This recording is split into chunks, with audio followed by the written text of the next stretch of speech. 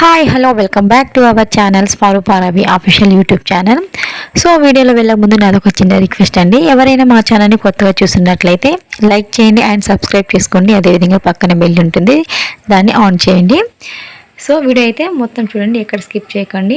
So ఇది వచ్చేసి Wednesday morning blog అండి. ఆ రోజు వచ్చేసి రిక్కీ గాడికి 10 monthsకి వ్యాక్సిన్ ఉండే, అది వేయించడానికి అని చెప్పేసి గవర్నమెంట్ హాస్పిటల్ అయితే ఆ రోజు రిక్కీని నిద్రం వెళ్ళామండి.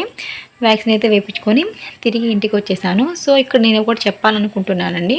పిల్లలకి వ్యాక్సిన్ వేయించిన తర్వాత అది మనకి వాపు రాకుండా ఉండాలన్నా, ఫీవర్ రాకుండా ఉండాలన్నా కొన్ని టిప్స్ పాటించినట్లయితే వాళ్ళకి స్పెల్లింగ్ రాదు, అదేవిధంగా ఫీవర్ కూడా రాదు.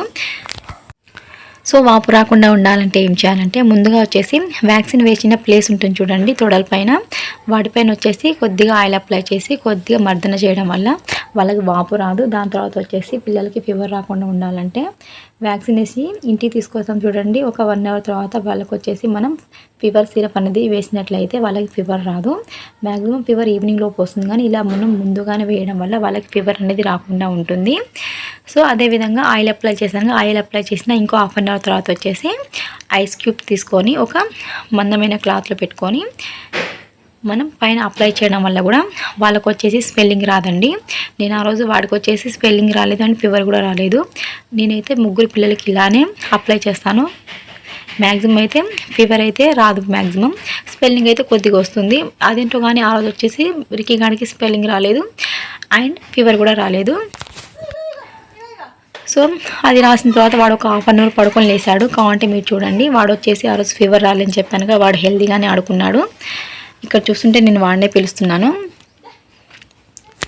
వాళ్ళకి మనం ఫీవర్ రాకముందే సిరప్స్ వేయడం వల్ల వాళ్ళకి ఫీవర్ రాకుండా ఉంటుంది. అండ్ ఐస్ క్యూబ్ అనేది మనం తొందరగా అప్లై చేయడం వల్ల వాపు అనేది రాదు, వాళ్ళకి అంత పెయిన్ కూడా అనిపించదు. సో ఇలా ట్రై చేయండి, ఖచ్చితంగా స్పెల్లింగ్ రాదు, అదేవిధంగా ఫీవర్ కూడా రాదు. కావాలంటే మీరు అప్లై చేసిన తర్వాత మీకు ఎలా వచ్చిందని చెప్పేసి రిజల్ట్ అనేది నాకు కామెంట్ సెక్షన్లో కామెంట్ చేయండి, నేను ఖచ్చితంగా చూస్తాను. సో వాడు వచ్చేసి ఆడుకుంటున్నాడు, నాకు వచ్చేసి ఇంట్లో వచ్చేసి చిన్న వర్క్ ఉంటే పని చేసుకుంటున్నాను. మ్యాక్సిమం అయితే నాకు ఇంట్లో వర్క్ ఉంటుందండి, పిల్లల్ని చూసుకోవాలి అండ్ వర్క్ కూడా చేసుకోవాలి. సో వర్క్ చేసుకున్న తర్వాత వాడికి వచ్చేసి ఫుడ్ తినిపించేసి పడుకోబెట్టేశాను. సో ఇది వచ్చేసి ఆఫ్టర్నూన్ బ్లాగ్ అండి. ఇక్కడ వచ్చేసి మా హస్బెండ్ అండ్ నేను ఇద్దరం కలిసి వర్క్ అయితే చేసుకుంటున్నాం. మ్యాక్సిమం అయితే మీ ఇద్దరం ఇలా కలిసే వర్క్ చేసుకుంటాం, ఎందుకంటే మేము కలిసే పని చేస్తూ ఉంటాం. ఇది వచ్చేసి కిచెన్ రూమ్లో అండి. ఆ రోజు ఆఫ్టర్నూన్ వచ్చేసి పెయింట్ తీసుకొచ్చి ఇలా గోడలకైతే పెయింట్ వేసాం, ఎందుకంటే కొంచెం బ్లాక్ అయిపోయాయి గోడలు అని చెప్పేసి. కొంచెం కిచెన్ దగ్గర మనం వంట చేసుకుంటాం చూడండి, అక్కడ వరకు అయితే మేము పెయింట్ వేసుకున్నాం. సో అక్కడ పెయింట్ వేసుకున్న తర్వాత అది ఆరలేదని చెప్పేసి వంట రూమ్లోంచి గ్యాస్ తీసుకొచ్చి ముందు రూమ్లో కింద పెట్టుకొని టీ అయితే పెట్టుకున్నాను. ఇది వచ్చేసి ఈవినింగ్ లాగండి. సో కొంచెం వ్లాగ్ అనేది ఆ రోజు షూట్ చేశాను, మొత్తం ప్రాపర్గా ఏం చేస్తున్నాను అనేది షూట్ చేయలేదు. సో అయితే టీ అయితే రెడీ అయిపోయింది, దాన్ని వచ్చేసి నేను మా హస్బెండ్ అనేసి తాగేసాం.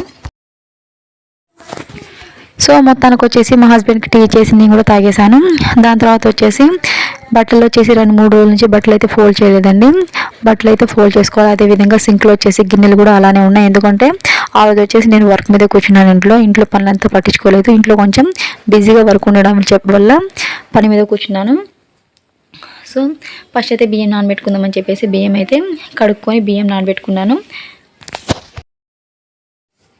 మొత్తానికి అయితే బియ్యం అయితే ఒక 2-3 సార్లు కడుక్కొని ఇక మిల్టర్ వాటర్ ఉంటాయి చూడండి, అదైతే బియ్యంలో వేసుకొని గ్యాస్ పైన అయితే ఎక్కిచ్చేసాను. ఆ రోజు వచ్చేసి వంట అనేది ముందు రూమ్లోనే చేశాను, వెనక రూమ్లో చేయలేదు. సో రైస్ అయితే గ్యాస్ పైన ఎక్కించేసి ఇక బౌల్ ఉంటే బౌల్ తోకుందాం అని చెప్పేసి సింకులో ఉన్న బౌల్ని బయట వేసాను, ఎందుకంటే రిక్కీ గాడు వచ్చేసి బెడ్రూమ్లో పడుకున్నాడుగా, వాడికి గింత సౌండ్ వచ్చినా కూడా వాడు లేస్తాడండి అనేసి బయట అయితే అంట్లు అయితే బయట వాష్ చేసుకున్నాను.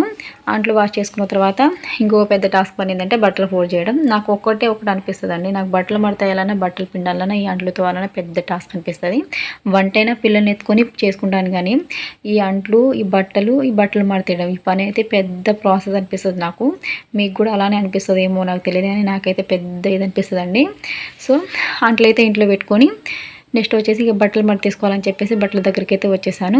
ఇవి వచ్చేసి 2-3 రోజుల బట్టలు అండి, నాకు కుదరట్లేదు, ఎందుకంటే ఈ పనులు కాకుండా మా హస్బెండ్ చేసే వర్క్లో ఖచ్చితంగా నేను హెల్ప్ చేయాలి, కాబట్టి నాకు ఇక కుదిరినప్పుడే నేను ఫోల్డ్ చేసుకుంటాను. ఇక కుదిరిపోతే ఇలా టబ్లో పక్కన పెట్టేసి ఒక 2 డేస్కి 3 డేస్కి ఒకసారి మడతేసుకుంటూ ఉంటాను. సో మొత్తానికైతే బట్టలు అయితే ఆ రోజు మడతేసుకున్నానండి. బట్టలు మడత వేసుకున్న తర్వాత ఇది వచ్చేసి ఇక బట్టలు వచ్చేసి సెల్ఫ్లో సర్దుకున్నాను. ఆ రోజు వచ్చేసి రిక్కీ గాడు వచ్చేసి 7:30కి అలా పడుకున్నాడు. నేను స్పెల్లింగ్ రాలేని చెప్పాను చూడండి. ఇప్పుడు వచ్చేసి నేను లాస్ట్లో వాడికి చూపిస్తాను వాళ్ళ కాళ్ళు వచ్చేసి. ఇలా మీరు ట్రై చేయండి, ఖచ్చితంగా స్పెల్లింగ్ రాదు అండ్ ఫీవర్ కూడా రాకుండా ఉంటుంది. పిల్లలు కూడా కొంచెం డీలా పడకుండా కొంచెం హెల్తీగానే ఉంటారు.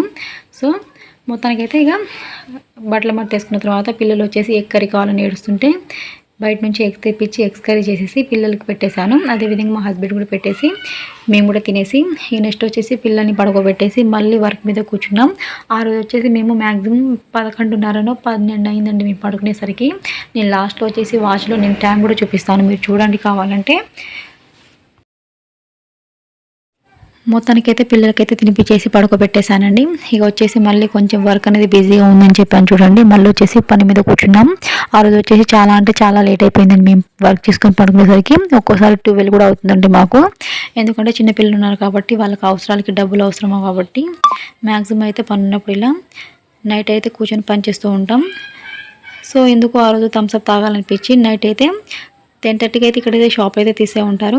థమ్స్అప్ అయితే తాగుదామని చెప్పేసి పంపించాను. థమ్స్అప్ అయితే చిన్నది తీసుకొచ్చాడు. అదైతే చాలా అంటే చాలా కూల్ అనిపించింది. నేను కొద్దిగా తాగేసి తనకైతే ఇచ్చేసాను. తను తాగేసాడు వచ్చేసి.